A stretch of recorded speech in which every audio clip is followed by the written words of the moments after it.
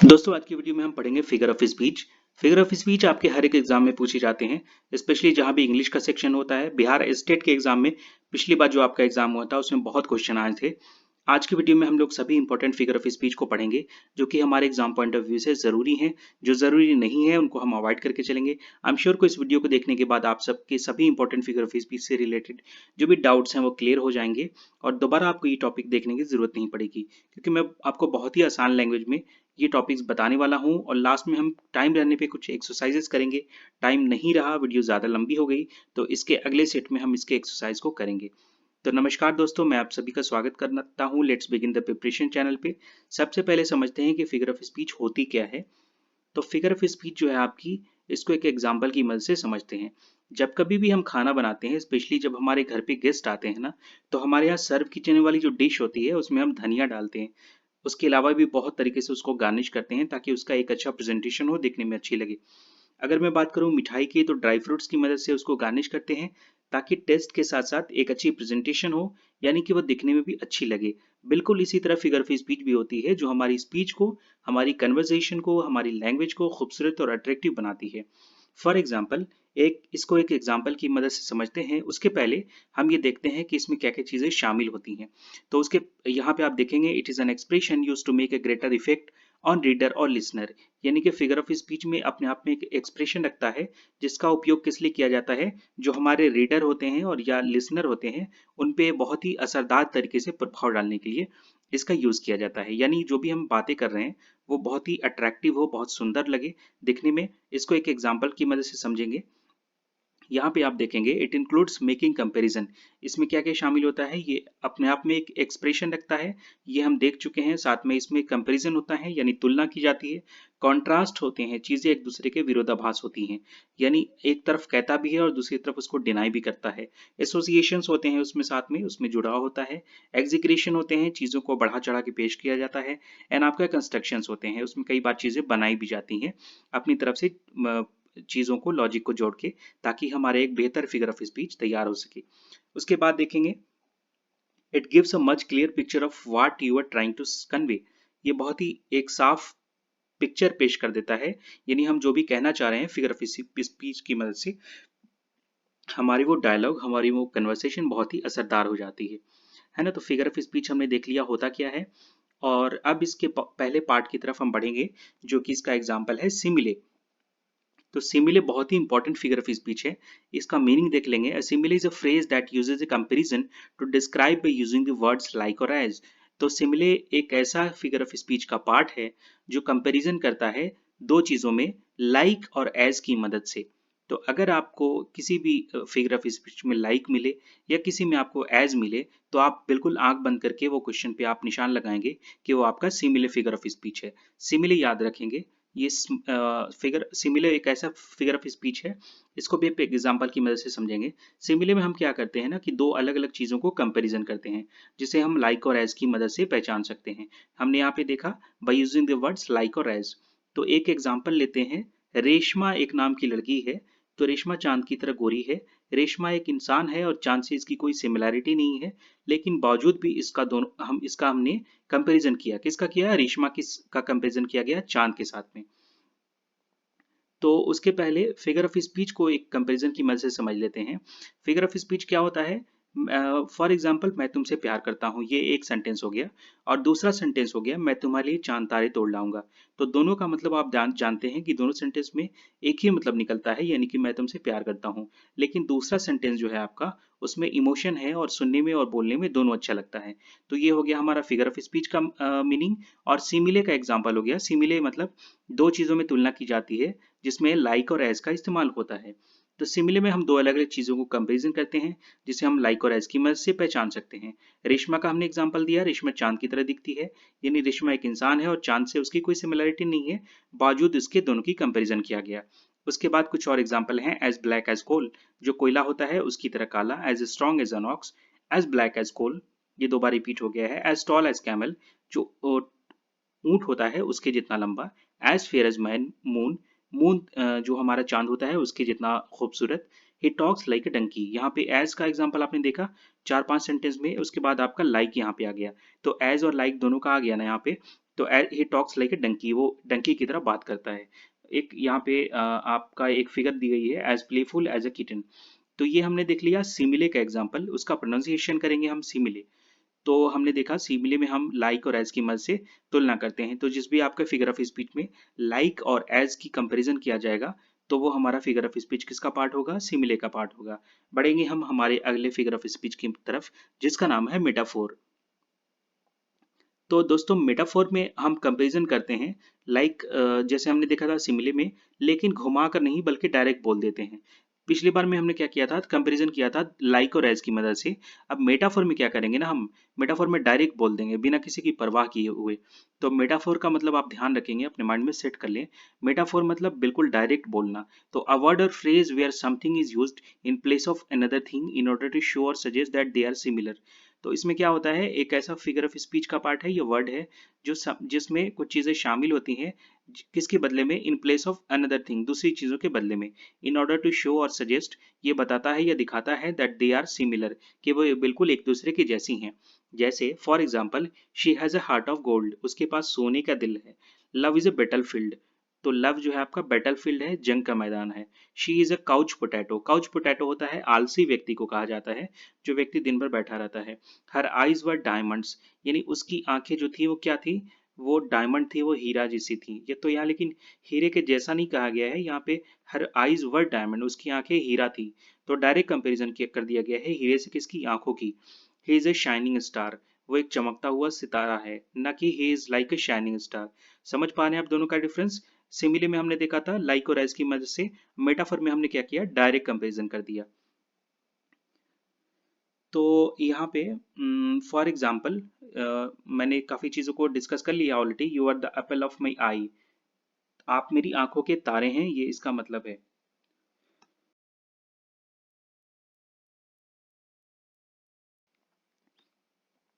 अब हम देखते हैं एक और एग्जाम्पल की मदद से। फॉर एग्जाम्पल, रमेश गधा है। तो रमेश को हमने क्या किया? डायरेक्ट गधे से कंपैरिजन कर दिया, है ना? तो हम ये भी, हमने इसमें ये नहीं कहा है कि रमेश गधे की तरह है। इसलिए जब भी हम डायरेक्ट कंपैरिजन करते हैं, तो हमारा वो क्या कहलाएगा? वो मेटाफोर कहलाएगा। तो मेटाफोर का एग्जाम्पल भी हमने देख लिया। अब हम बढ़ेंगे अगले फिगर ऑफ स्पीच की तरफ, जिसका नाम है पर्सनिफिकेशन। तो पर्सनिफिकेशन क्या है? A figure of speech in which the poet describes an abstraction, a thing or a non-human forms as if it is a person। तो इसमें क्या होता है ना कि पर्सनिफिकेशन में हम बेजान चीजों में जान डाल देते हैं। बिल्कुल सीधे तरीके से आप समझेंगे, जो इमोशन और गेस्चर्स हम अपनी चीजों में यूज करते हैं ना, जिससे हम क्या करते हैं, हम चीजों में एक तरह से जान डाल देते हैं। जैसे फॉर एग्जाम्पल, आज चांद बहुत नखरे दिखा रहा है। तो अब इतराना या नखरे दिखाना तो इंसान की खूबी है ना, लेकिन यहाँ पे इंसान की इमोशन को बेजान चीजों में यानी चांद में डाला गया है। तो इसके मदद से हमने देखा पर्सनिफिकेशन में हम क्या करते हैं। पर्सनिफिकेशन में जो हमारी नन ह्यूमन थिंग होती हैं, जो नन लिविंग थिंग होती हैं, उसका कंपैरिजन किया जाता है किससे? जो ह्यूमन थिंग होती है उनसे। यानी इंसान जैसी फितरत को बताने के लिए जो बेजान चीजें होती हैं, उसमें उनके साथ में कंपैरिजन किया जाता है। तो जब इस तरह की बातें हो, तो वो हमारा फिगर ऑफ स्पीच क्या कहलाएगा? पर्सनिफिकेशन कहलाएगा। अब कुछ एग्जाम्पल देख लेते हैं। My alarm clock yells at me in the morning to wake up. तो जो मेरी घड़ी है वो मेरे पे चिल्लाती है सुबह में, ताकि मैं अपनी बेड से उठ के खड़ा हो जाऊं, जग जाऊं। तो यहाँ पे अलार्म क्लॉक तो एक बेजान चीज है ना, लेकिन यहाँ पे येल्स का यूज किया गया है, वो मेरे ऊपर चिल्ला रही है, because so that I can wake up in the morning. तो यहाँ पे मैंने एग्जाम्पल दिया है, my alarm clock yells at me in the morning to wake up. दूसरा एग्जाम्पल हमारा है, my plants are begging for water. तो जो पौधे होते हैं वो तो एक तरह से उसमें जान होती है हालांकि, लेकिन फिर भी बताया गया है कि उसके पास वो एक तरह से नन ह्यूमन है, वो बोल नहीं सकता ना, उसके पास जबान नहीं दी है ऊपर वाले ने। तो वो जो मेरे पौधे हैं वो किसके लिए भीख मांगते हैं? पानी देने के लिए उनको। तो ये हमने कंपैरिजन कर दिया, पर्सनिफिकेशन हमारा है। I wanted to get money but the ATM died. मैं पैसे मुझे पैसों की जरूरत थी, मैं पैसे चाहता था, लेकिन जो एटीएम था वो मर गया था। तो एटीएम जो नॉन ह्यूमन थिंग है उसको बिल्कुल इसने मार दिया। तो एग्जांपल है हमारा पर्सनिफिकेशन का। The school bell called us from the outside. जो स्कूल की घंटी थी उसने हम सबको बाहर से बुलाया, है ना? तो आप देख पा रहे हैं नॉन ह्यूमन थिंग्स हैं, जो इंसान की फितरत होती है, चिल्लाना, ये घंटी बजाना। तो स्कूल की बेल ने वो काम किया इंसान वाला, ताकि हम सब बाहर से अंदर आ गए। Those windows are watching us, वो जो खिड़कियां हैं वो हमें देख रही हैं। Our coffee maker wishes us good morning, तो जो हमारी कॉफी मेकर वाली कॉफी मेकर है, जो हमारी कॉफी की मशीन है, वो हमें क्या करती है, गुड मॉर्निंग विश करती है। The sun kissed my cheeks when I went outside, जो सूरज की किरणें हैं उसने मेरे गाल पे किस किया जब मैं बाहर गया। तो ये आप देख पा रहे हैं, जो भी नॉन ह्यूमन थिंग्स है उनका कंपैरिजन किया जा रहा है किससे, जो ताकि वो एक तरह से इंसान हो, उस तरह से कंपैरिजन किया जा रहा है। तो पर्सन से कंपैरिजन किसका, नॉन पर्स जो ह्यूमन थिंग्स है उसका। तो इस तरह की जो चीजें हैं वो हमारी क्या कहलाएंगी, पर्सनिफिकेशन। एक एग्जांपल और है, the flame of the candle dance in the dark. तो जो फ्लेम है, जो आपकी लौ है किसकी, कैंडल की, वो अंधेरे में क्या करती है, डांस करती है। तो डांस करना तो इंसान का काम है ना, लेकिन जो इसकी लॉ है जो कैंडल की, उससे कंपैरिजन किया जा रहा है, तो ये एक तरह से पर्सनिफिकेशन है। पर्सनिफिकेशन में किसी भी गैर इंसानी चीजों का इंसान के फितरत के साथ में, उसकी खूबी के साथ में अगर कंपैरिजन किया जाएगा तो वो हमारी पर्सनिफिकेशन कहलाएगी। हमारा अगला फिगर ऑफ स्पीच है एलिट्रेशन। तो एलिट्रेशन में हम देखते हैं कि एक सुर या फिर एक लय होती है, एक रिदम होता है, इसमें हम एक ताल बनाते हैं। जैसे आपने सुना होगा, बहुत ही फेमस लाइन है, चंदू के चाचा ने चंदू की चाची को चांदी के चम्मच से चांदनी चौक पे चटनी चटाई। तो ये इस तरह का जो एलिट्रेशन का फिगर ऑफ स्पीच का एग्जाम्पल होगा, जिसमें हम एक तरह से रिदम देखेंगे, एक लय होगी, एक सुर होगा, एक ताल होगा। तो इस तरह के जो भी फिगर ऑफ स्पीच आपको मिलेंगे वो आपको एलिट्रेशन के एग्जाम्पल होंगे। तो यहाँ पे हमने देखा कि ज्यादातर च से शुरू हुए हैं, जिसमें हम चंदू वाला एग्जाम्पल लिया है। तो इसमें क्या हो रहा है, एक रिदम बन रहा है। ठीक इसी तरह इंग्लिश लैंग्वेज में टंग ट्विस्टर होते हैं हमारे, जिसमें फर्स्ट कंसोनेंट सेम होगा और लगभग सभी वर्ड्स में आएगा। कुछ वर्ड्स में नहीं भी आएगा, क्योंकि सेंटेंस को करेक्ट फॉर्म करना भी जरूरी होता है। तो सबसे पहले हम देख लेते हैं कि इसका एग्जाम्पल क्या है। तो alliteration is a figure of speech in which the same sound repeats in a group of words। तो आप देख पा रहे हैं कि एक ग्रुप शब्दों का एक समूह है, जिसमें सेम साउंड, एक जैसा साउंड बार बार रिपीट होता है। Such as the B sound in the, देखिए बी जो आपका शुरुआत हो रही है, Bob brought the box of bricks to the basement. तो यहाँ पे आप देखेंगे बार बार बी का रिपीटेशन हो रहा है, ये आपका कॉन्सोनेंट हो रहा है, बार बार आपका बी का रिपीटेशन हो रहा है इस पूरे सेंटेंस में। The repeating sound must occur either in the first letter of each word or in the stage syllable of these words। या तो आपके पहले वर्ड में इसका रिपीटेशन होगा, या फिर आपको पूरे सिलेबल में आपको दिखेगा सेम वर्ड, है ना। कुछ एग्जाम्पल देख लेते हैं। I saw a saw that could out saw any other saw I ever saw। A big bug but the little beetle, but the little beetle beat the big bug। Peeper, Peter picked a pickle peepers। I scream, you scream, we all scream for ice cream। है ना। तो आप देखेंगे ये alliteration का example है, जिसमें एक सुर होती है, एक ताल या फिर एक रिदम बन रहा है। एलिट्रेशन, सूजी saw silly seal, the repetition of the beginning sound in succession of the words. तो आपको इस तरह का जो भी एग्जाम्पल मिलेगा, वो आपको, जिसमें आपका एक तरह से वर्ड जो है बार बार रिपीट होगा, तो वो आपका एलिट्रेशन का एग्जाम्पल होगा।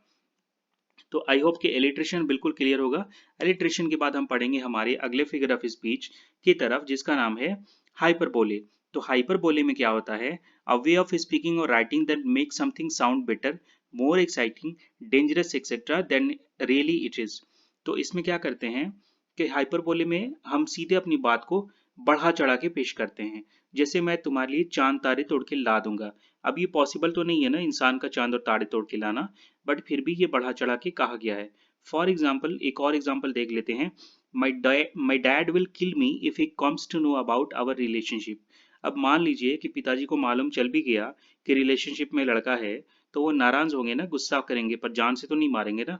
तो ये हमारा फिगर ऑफ स्पीच का एग्जाम्पल हो गया हाइपरबोले का, जिसका मतलब चीज़ों को, जो हमारी स्पीकिंग है या राइटिंग है, उसको बहुत ही एक्साइटिंग वे में, बहुत ही बेटर तरीके से बढ़ा चढ़ा के या खतरनाक तरीके से पेश करना। यानी जो चीज़ें हैं उसको वास्तविकता में उसकी काफ़ी इंटेंसिटी बढ़ा देना, उसको बहुत ही बढ़ा चढ़ा करके पेश करना, इस तरह की चीज़ें जो हैं आपकी हाइपरबोले कहलाती हैं। तो इसके कुछ एग्जाम्पल हैं। I am so hungry I could eat a horse.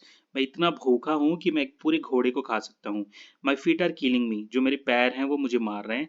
The plane ride took forever. This is the best book I have, this is the best book ever written. ये एक ऐसी किताब है जो बेस्ट तरीके से ये this is the best book ever written, मतलब जो भी किताबें लिखी गई हैं उसमें ये बेस्ट बुक है, ये ऐसा कहने का मतलब है, इतना बड़ा चढ़ा के इसको पेश किया गया है। I love you to the moon and back, the pen is mightier than the sword, I have told this 20,000 times. तो देखिए यहाँ पे लिखा बताया गया है, लास्ट वाले एग्जाम्पल को बेहतर तरीके से समझेंगे। मैंने तुम्हें इसको बताया है कितने बार, 20,000 बार। अब बताइए 20,000 बार बताना पॉसिबल है क्या? कि ज्यादा से ज्यादा कितनी बार बताया हो गया, 5-6 बार, 10 बार, 20 बार बताया हो गया। बट ये बता रहे हैं कि आई have told you this 20,000 times, मतलब इतना बढ़ा चढ़ा के चीजों को पेश करना। जैसे आई एम सो हंग्री, मैं इतना भूखा हूँ, I could eat a horse, मैं पूरे घोड़े को, एक इंटायर घोड़े को मैं खा सकता हूँ। तो इस तरह की चीजें जो आपको मिलेंगी, इसके एग्जाम्पल जो आपके एग्जाम में आएंगे वो हमारे हाइपरबोलिक के एग्जाम्पल होंगे। हमारा अगला फिगर ऑफ स्पीच है पन। तो पन का मतलब वो क्या होता है, यहाँ पे आप देखेंगे पन में हम डबल मीनिंग बात करते हैं, कोई ऐसी बात करते हैं जो कि डबल मीनिंग हो और जिसे सुन के हंसी आए। यहाँ पे फॉर एग्जाम्पल, अ पन is a figure of speech that place these words with words that have multiple meanings, यानी आप देख पा रहे हैं एक से ज्यादा इसके मीनिंग निकलते हैं, डबल मीनिंग निकलते हैं। और that place with word that sound similar but mean different things, यानी कि क्या होता है, साउंड तो सेम आपको सुनने में आएगा, पर उसका मीनिंग जो है वो दूसरा होता है। Words with the same pronunciation but different meanings, यहाँ पे आप देख पाएंगे। इस तरह की अगर चीजें होंगी तो वो क्या कहलाएगा, वो पन कहलाएगा। अब bicycle cannot stand on its own because it has to tired. तो यहाँ पे जो टू टायर्ड लिखा हुआ है ना, वो मतलब होता है कि इतना थका हुआ, यहाँ पे टी डब्ल्यू होना चाहिए, टी डबल ओ। तो टी डबल ओ मतलब बहुत ज्यादा थका हुआ, टू टायर्ड का मतलब। पर यहाँ पे देखिए क्या मतलब हो रहा है, bicycle cannot stand on it's on, वो एक जो साइकिल है वो अपने आप में खड़ी नहीं हो सकती क्योंकि वो बहुत ज्यादा थकी हुई है। दूसरी तरफ आप इसका एग्जाम्पल एक और लेंगे, इसको दूसरे तरीके से समझेंगे। जो हमारा सेंस चेंज हो रहा है ना, जो हमारा पूरा वाक्य का अर्थ निकल रहा है, बदल रहा है, वो यहीं पे बदल रहा है। Bicycle cannot understand, sorry cannot and stand on it's on, वो अपने आप में खड़ी नहीं हो सकती खुद से, because it is to tired, तो वो बहुत ज्यादा थकी हुई है। दूसरी तरफ आप देखेंगे जो उसके दो टायर हैं, इसकी वजह से वो खड़ी नहीं हो सकती। तो जैसे आपको समझना है वो आप समझ सकते हैं। यहाँ पे पन का मतलब क्या होता है कि इसके डबल मीनिंग होते हैं, या तो मतलब दो अर्थ होंगे जैसे हमने यहाँ पे देखा साइकिल का एग्जांपल, या फिर words with the same pronunciation but different meanings, एक जैसे बोलने में सुनने में लगेंगे पर उसके मीनिंग जो है वो दूसरे होंगे। For example, leopards can not hide in the jungle as they are always spotted. तो जो लेपर्ड्स होते हैं वो जंगल में छुप नहीं सकते क्योंकि वो हमेशा स्पॉट हो जाते हैं, दिख जाते हैं। तो यहाँ पे देखेंगे दो मीनिंग होते हैं, एक तो कैनॉट के साथ में हाइड की बात कर रहा है, दूसरी तरफ स्पॉटेड की बात कर रहा है।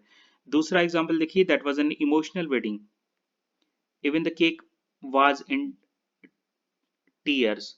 तो वो इतनी इमोशनल वेडिंग थी, वो इतनी आपकी इमोशनल शादी थी उसमें, कि जो केक रखा हुआ था वो रोने लगा, है ना। तो यहाँ पे आपको दो मीनिंग निकल रहे हैं, इसके डबल मीनिंग निकल रहे हैं। The opinion of elephants is important, why? जो आपका एलिफेंट का ओपिनियन है, उनकी राय है, वो जरूरी है। क्यों? Because his opinions are heavy weight, क्योंकि उसकी जो राय होती है वो बहुत ही उसका वजन होता है। तो यहाँ पे आप देखेंगे डबल मीनिंग कैसे, एक तो एलिफेंट्स का आपका क्या हो रहा है, उसके वेट की वजह से उसका जो हाइट होती है, उसकी जो शरीर की बनावट होती है वो काफ़ी ज़्यादा बड़ी होती है। उसी तरह से बताया गया है कि उसकी जो ओपिनियंस होते हैं, उसकी राय मशवरे होते हैं, वो भी काफ़ी हैवी वेट होंगे। दूसरा एग्जाम्पल है, bicycle can never run because it is to tired. यहाँ पे एग्जाम्पल हमने देख लिया है, never write with broken pencil because it is pointless. तो एक टूटी हुई पेंसिल के साथ में कभी ना लिखो क्योंकि वो पॉइंटलेस है, यानी उसके एक तो उसका पॉइंट नहीं है, राइट मतलब उसको यहाँ पे जैसे आप माउस का कर्सर देख पा रहे हैं ना, ये इसका पॉइंट समझ लीजिए आप। और दूसरी तरफ पॉइंटलेस मतलब जिस चीज़ों का कोई पॉइंट ना हो, कोई अर्थ ना हो, कोई उसका बिंदु नहीं हो। तो ये भी इसका एग्जाम्पल होता है, यानी इसका डबल मीनिंग निकल रहा है। Fishes are the must educated animals because they lived in schools. तो ये कह रहा है कि जो मछलियाँ होती हैं वो बहुत ही सबसे ज़्यादा एजुकेटेड एनिमल्स होती हैं आपकी, क्योंकि वो स्कूल्स में रहती हैं। अब इसका क्या मतलब होता है, क्योंकि मे बी शायद कि स्कूल में एक्वेरियम होता है तो वहाँ पे मछलियाँ रहती होंगी। तो ये इसका मतलब होता है, डबल मीनिंग इसमें चीज़ें निकल के आती हैं। इसको एक और एग्जाम्पल से हम लोग रिलेट करेंगे जो कि रियल लाइफ एग्जाम्पल होगा, और ये बड़ा ही थोड़ा सा मज़ेदार वाला है। For example, one day Om Puri came late for shooting. एक दिन जो है आपके ओम पुरी शूटिंग के लिए लेट आए। What did cast and crew said? तो जो भी वहाँ पे उसकी कास्ट और क्रू की टीम थी उन्होंने क्या किया, ओम लेट आया। ओम लेट आया क्यों? क्योंकि ओमपुरी का ओम ले लिया इन्होंने और लेट आया की जगह पे यहाँ पे ऑमलेट बना दिया इन्होंने। तो इसका आप देख पा रहे हैं डबल मीनिंग, यानी कि ओमपुरी का ओम लेट ओम ले लिया इन्होंने और लेट को मिला लिया, यानी कि ऑमलेट भी हो गया और ओमपुरी के लेट के आने की कंपैरिजन किया गया, यानी कि पन का एग्जाम्पल जिसमें हम डबल मीनिंग बातें करते हैं और इसमें हमारे प्रोनाउंसिएशन सेम होते हैं लेकिन इसके मीनिंग जो होते हैं वो डबल होते हैं, अर्थ उसके दो से एक या दो से ज्यादा हो सकते हैं। तो पन देख लिया हमने। पन के बाद हमारा है लिटोटिस। तो लिटोटिस क्या होता है? It is a figure of speech used to express an affirmative by denying its opposite. It requires the use of negative word and understatement. तो इसके बाद हमारा हमने क्या देखा? लिटोटिस क्या होता है? इसमें इसमें क्या होता है ना कि जो सेंटेंस हम बनाते हैं वो नेगेटिव होता है लेकिन उस नेगेटिव सेंटेंस का मीनिंग पॉजिटिव होता है। फॉर एग्जाम्पल, मैंने कहा तुम सचिन तेंदुलकर नहीं हो, लेकिन जब हम इसका मीनिंग देखेंगे तो इसका मतलब ये है कि तुम एक ऑर्डिनरी बैट्समैन हो, राइट? जब एक्चुअल सेंटेंस है वो नेगेटिव है पर इसका मीनिंग जो है वो अफर्मेटिव है यानी पॉजिटिव है। तो इस तरह के जो भी फिगर ऑफ स्पीच होंगे हमारे, वो क्या होंगे? हमारे वो लिटोटेस होंगे। तो एक एग्जांपल से समझ लेते हैं, यहाँ पे दिया गया है। Pretend you are making your first appearance as a guest interview on a podcast. मान लीजिए कि आपको पहली बार इंटरव्यू के लिए जाना हो। You are really nervous about how things will go. तो आप बहुत ही नर्वस हो, परेशान हो कि कैसे चीजें चलेंगी वहां पे। You are worried that you will say the wrong thing और the interview will ask question to which you don't have an answer. तो आप इसलिए परेशान हो कि आप गलत बोल के आ जाएंगे या आपके पास इंटरव्यूअर के क्वेश्चन का जवाब नहीं होगा। डिस्पाइट योर वरीज, आपकी जो भी चिंताएं हैं उसके बावजूद the interviews goes really well. तो इसके बावजूद भी जो भी आप परेशान थे इंटरव्यू को लेके, उसके बावजूद आपका इंटरव्यू बहुत अच्छा गया। You are smooth and witty and never at a loss for words. Your best friend calls to find out how things went. तो आपके दो जो बेस्ट फ्रेंड था उसने कॉल किया पूछने के लिए कि कैसा गया interview, and you are saying the interview was not half bad. तो आपने क्या क्या कहा कि इंटरव्यू जो था वो पूरी तरह से बुरा नहीं था। इसका मतलब क्या है? यू यूज टू नेगेटिव्स, हमने दो चीजें नेगेटिव ली, नॉट एंड बैड। तो नॉट भी नेगेटिव है ना और बैड भी नेगेटिव है हमारा, and combined them to make a positive statement. तो दोनों को कंबाइन करके क्या किया कर लिया इन्होंने? The interview was not half bad, right? तो यहाँ पे and combined them to make a positive statement about your experience. What you are really saying is, तो इनका एक्चुअल मीनिंग क्या है कहने का? The interview went much better than I expected. यानी इंटरव्यू जो हमने उम्मीद रखाई लगाई थी उससे कहीं ज्यादा बेहतर गया। तो इस तरह के जो हमारे फिगर ऑफ स्पीच कहलाएंगे वो क्या कहलाएंगे? वो लिटोटेस कहलाएंगे हमारे। कुछ और एग्जाम्पल देख लेते हैं। That's not a bad effort for your first try. तो आपने जो भी पहली बार ट्राई किया है, कोशिश की है, उसको बुरा नहीं कर सकते हैं। ये तो हमारा लिटरेचर का एग्जाम्पल है, बट इसका एक्चुअल मीनिंग क्या होगा? क्या होगा? गुड जॉब, कीप गोइंग, यानी कि आपने अच्छा किया। दूसरा example, New York is no ordinary city. तो न्यूयॉर्क जो है हमारी, वो एक आम शहर नहीं है। तो इसका मतलब क्या होगा? New York is a remarkable city, वो मतलब बहुत ही बड़ी सिटी है, बहुत अच्छा शहर है, बहुत ही इंपॉर्टेंस है उसका। It is a good thing you are not slow runner. तो ये एक अच्छी बात है कि आप स्लो रनर नहीं है। तो इसका एक्चुअल मीनिंग क्या निकलेगा? Glad you got out of what, glad you got out the way before that ran can over you. Sorry, यहाँ पे टंग ट्विस्ट हो जा रही है बार बार। Glad you got out of the way before that car ran over you. तो इसका मतलब है कि ये एक अच्छी बात है कि आप जो हैं वो स्लो रनर नहीं हैं, मतलब आप तेज हैं थोड़ा दौड़ने में। तो इसका एक्चुअल मीनिंग क्या हो रहा है कि अगर आप तेज रनर नहीं होते तो वो कार आपके ऊपर में चढ़ के चली जाती। समझ पा रहे हैं आप एग्जाम्पल को? You are not wrong about that, यानी कि क्या होगा? You are right. और एक अलादीन का आपने चिराग वाली कहानी और किस्सा सुना होगा। What they say, this is no ordinary lamp. तो उसने क्या कहा कि वो एक ऑर्डिनरी लैम्प नहीं है, वो साधारण लैंप नहीं है। इसका मतलब क्या होगा? एक्चुअल मीनिंग क्या होगा? इट्स अ मैजिकल लैंप, ये एक जादुई लैंप है, राइट? तो हमने देखा। अब ये देखिए यहाँ पे लड़का ये कुछ खा रहा है और बता रहा है कि नॉट बैड। तो नॉट बैड का मतलब कि बुरा नहीं है, मतलब अच्छा है, राइट? तो इस तरह के एग्जाम्पल हमारे जो होंगे वो हमारे लिटरेचर के एग्जाम्पल होंगे। हमारा अगला फिगर ऑफ स्पीच होगा रिपीटेशन। तो रिपीटेशन जैसे कि नाम से हम समझ पा रहे हैं के नाम से पता लग जाता है कि इसमें हमारे वर्ड्स या फ्रेज बार बार रिपीट करते होंगे। For example, miles to go and miles to go before I sleep and miles to go before I sleep. अब यहाँ पे सेम फ्रेज रिपीट हुआ है जो कि आपका रिपीटेशन का एग्जाम्पल है। इसका मीनिंग क्या है? A repetition is a figure of speech wherein a word or a group of words is repeated. It is used to create rhythm and bring attention to an idea. I am thankful to my mother, कुछ example देख लेंगे। I am thankful to my mother, I am thankful to my father, I am thankful to my friends and family for the constant support. तो मैं इन सभी के लिए शुक्रगुजार हूँ जिन्होंने मेरा लगातार सपोर्ट किया, मुझे जब भी जरूरत थी मुझे सपोर्ट किया। दूसरा एग्जाम्पल है, I was scared about your safety, I was scared about his safety. I was scared about the safety of all of you. तो मैं परेशान था, डरा हुआ था आपकी सुरक्षा के लिए, हमारी सुरक्षा के लिए, उसकी सुरक्षा के लिए और सभी की सुरक्षा के लिए। तो इसमें रिपीटेशन हो रहा है। Don't worry about them, I will not worry about them. तो यहाँ पे वरी वरी दो बार आ रहा है, तो इसमें चीजें रिपीट हो रही हैं। Happy happy happy birthday to you. तो आप देख पा रहे हैं हैप्पी का 3-4 बार रिपीटेशन हो रहा है। She was standard at the reaction and she continuously asked why why why. तो यहाँ पे देखेंगे आपका वाई वाई वाई का 3 बार रिपीटेशन हुआ है। तो हमारा ये फिगर ऑफ स्पीच का पार्ट है जिसका नाम है repetition. I think I should start a diet and you should start exercising. तो यहाँ पे शुड स्टार्ट बार बार आया है, तो ये हमारे रिपीटेशन का एग्जाम्पल है।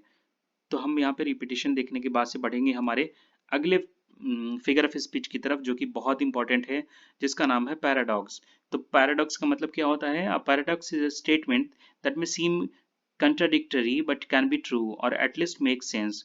तो इसका मतलब क्या होता है कि पैराडॉक्स में जो हम बहुत ही इंपॉर्टेंट हमारा फिगर ऑफ स्पीच है, इसको बहुत ध्यान रखिए, बहुत ज़्यादा इंपॉर्टेंट है, जिसमें हम माइंड के साथ खेलते हैं। इसमें हम अलग अलग बातें कहते हैं जो आपस में कंट्राडिक्टरी होती हैं, यानी वो आपस में एक दूसरे को विरोधाभास करती हैं। इसका बहुत सीधा सा एग्जाम्पल है, सलमान खान की बॉडीगार्ड मूवी जो आपने देखी होगी, उसका एक डायलॉग है, मुझ पे एक एहसान करना, मुझ पे कोई एहसान ना करना। अब यहाँ पे बंदा एक सेंटेंस में दो अलग अलग बातें कर रहा है। पहले कह रहा है कि वो मुझे पे कोई एहसान न करना, और फिर कह रहा है मुझ पे एहसान करना। तो इस तरह की जो बातें होंगी वो पैराडॉक्स कहलाएंगी। अब दोस्तों, पैराडॉक्स का दूसरा एक दोस्त होता है जिसका नाम है ऑक्सीमोरॉन। उसके पहले हम पैराडॉक्स की कुछ एग्जाम्पल देख लेंगे। All animals are equal but some animals are more equal than others. तो सभी जानवर बराबर हैं, पर कुछ जानवर जो हैं वो ज्यादा बराबर हैं दूसरे जानवरों की तुलना में। I must be cruel only to be kind. मैं बहुत ही निर्दयी बन जाऊंगा, किस लिए? काइंड बनने के लिए, दयालु बनने के लिए। If I know one thing, अगर मैं एक बात जानता हूँ, एक चीज जानता हूँ, it's that I know nothing. तो इसका मतलब क्या है कि मैं कुछ नहीं जानता हूँ। तो यहाँ पे पैराडॉक्स हो रहा है, चीजें विरोधाभास हो रही हैं। एक तरफ बता रहा है कि मैं एक बात जानता हूँ, दूसरी तरफ क्या कर रहा है? मैं कुछ नहीं जानता हूँ। एक तरफ क्रुएलिटी की बात हो रही है, दूसरी तरफ काइंडनेस की बात हो रही है। एक तरफ इक्वलिटी की बात हो रही है, दूसरी तरफ आपका मोर इक्वल, यानी कि यहाँ पे डिस्क्रिमिनेशन हो रहा है। तो आप देख पा रहे हैं ये पैराडॉक्स के एग्जाम्पल थे।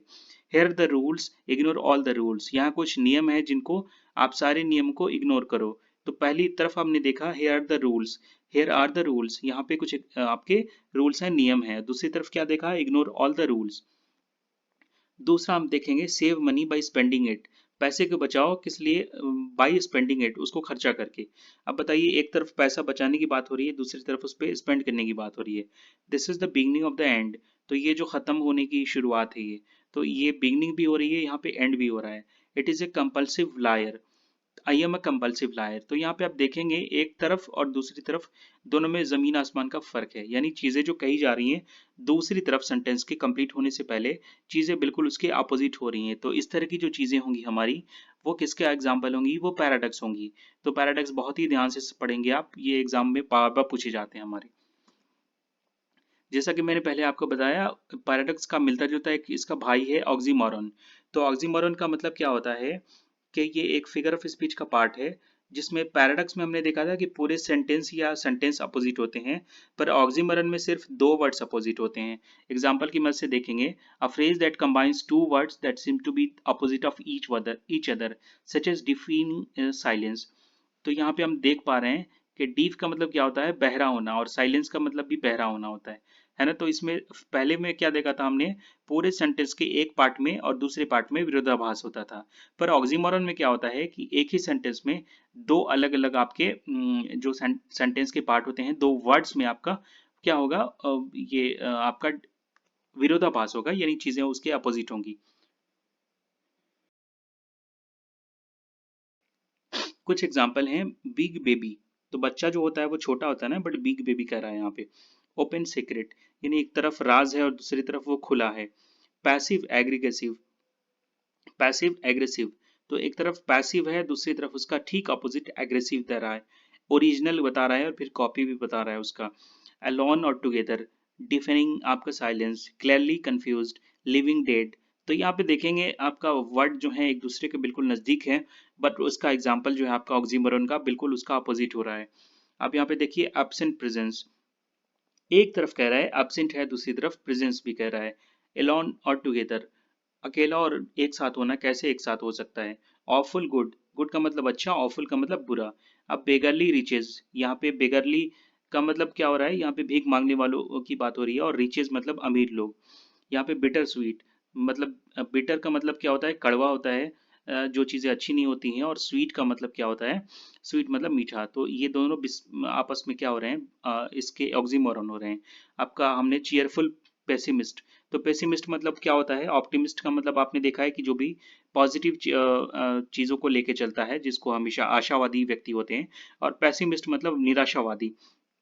तो चीयरफुल का मतलब हमने देखा जो बहुत ही जॉयफुल हो, जो बहुत ही खुश रहने वाला। और पेसिमिस्ट मतलब निराशावादी। तो ये दोनों आपस में ऑक्सीमोरन हो रहे हैं। सिविल वार, अब बताइए, एक तरफ शांति और दूसरी तरफ वार। ओरिजिनल कॉपीज, तो इस तरह के जो एग्जाम्पल हमारे हैं वो हमारे क्या कहलाएंगे, ऑक्सीमोरन कहलाएंगे।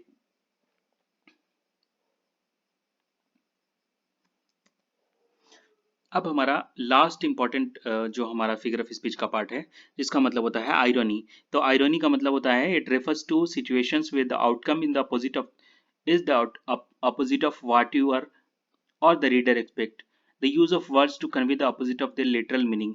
तो इसका मतलब क्या होता है कि ये किसी भी स्थिति को असामान्य तरीके से या अप्रत्याशित तरीके से एक तरह से विडंबना समझ सकते हैं आप इसको, जो आयरनी का मतलब व्यंग होता है, राइट। तो ऐसी कोई भी बात कही जाए जो कहने में सुनने में तो मजाक लग रही हो, पर इसका अर्थ बिल्कुल उसके उल्टा निकले, यानी एक तरह से उसका व्यंग किया जा रहा है। तो आयरनी का मतलब क्या होगा, ये हमने देख लिया है। उसके इसके एग्जाम्पल होंगे। His argument was as clear as mud, तो मड का मतलब कीचड़ होता है, कीचड़ कभी क्लियर होता है क्या। तो ये तुलना कर रहा है कि his argument was as clear as mud, the two identical twins were arguing. तो जो दो ऐसे आइडेंटिकल ट्विन्स हैं जो जैसे दिखने वाले बच्चे हैं, वो क्या कर रहे हैं, आपस में आर्ग्यू आर्ग्यू कर रहे हैं, मतलब वो बहस कर रहे हैं एक दूसरे से।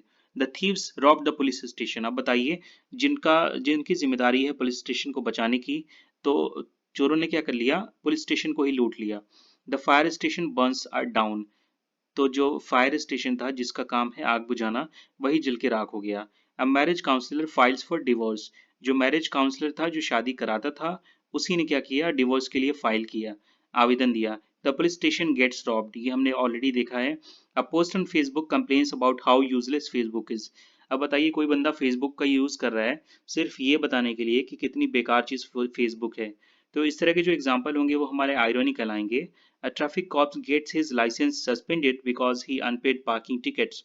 तो एक ट्रैफिक का पुलिस था, उसके लाइसेंस को सस्पेंड कर दिया गया क्योंकि उसने पार्किंग का टिकट जो था उसको वो उसने पे नहीं किया था, अदा नहीं किया था। A pilot has a fear of Heights, अब जिसका काम ही है जहाज को उड़ाना, उसको जहाज उसको ऊंचाई से डर लग रहा है। तो इस तरह के जो सेंटेंस हमारे हैं वो आयरनी के एग्जाम्पल होंगे। तो आज हमने कवर किए हमारे फिगर ऑफ स्पीच के बहुत ही इंपॉर्टेंट इसके पार्ट को, जो एग्जाम पॉइंट ऑफ व्यू से बहुत ज़रूरी होते हैं हमारे। और इसके अगले वीडियो के पार्ट में हम देखेंगे कि हमारे फिगर ऑफ स्पीच से रिलेटेड जो हमारे मल्टीपल चॉइस क्वेश्चन जो बार बार एग्जाम में रिपीट हुए हैं, उसकी प्रैक्टिस कर ली जाए। उसके बाद हमारे किसी भी एग्जाम में इंग्लिश के सेक्शन में फिगर ऑफ स्पीच से रिलेटेड हम कभी गलत करके नहीं आएंगे। तो आज की ये छोटी सी वीडियो थी, बहुत ही यूजफुल वीडियो, इन्फॉर्मेटिव वीडियो। इसको आप ज़्यादा से ज़्यादा दोस्तों के साथ में शेयर करेंगे। और इस चैनल को आप लोग सब्सक्राइब कर लेंगे जो भी पहली बार विजिट कर रहे हैं, ताकि इस तरह की और भी वीडियोस आपके साथ में शेयर की जा सकेंगी। सब्सक्राइब करने के बाद से बेल आइकन होता है जहाँ पे आप जा करके उसको प्रेस करेंगे, तो आपको जो भी वीडियो की इन्फॉर्मेशन है वो आपके साथ में अपलोड करते ही शेयर कर दी जाएगी। वीडियो अगर पसंद आई होगी तो प्लीज़ कमेंट करके बताएंगे, ताकि आपके कमेंट से बहुत ही हौसला मिलता है इस तरह की आगे वीडियोस बनाने के लिए। तब तक आप अब सभी का ध्यान रखेंगे। मिलेंगे दोबारा से एक नई इन्फॉर्मेटिव वीडियो के साथ में। Till then bye bye, take care, good night.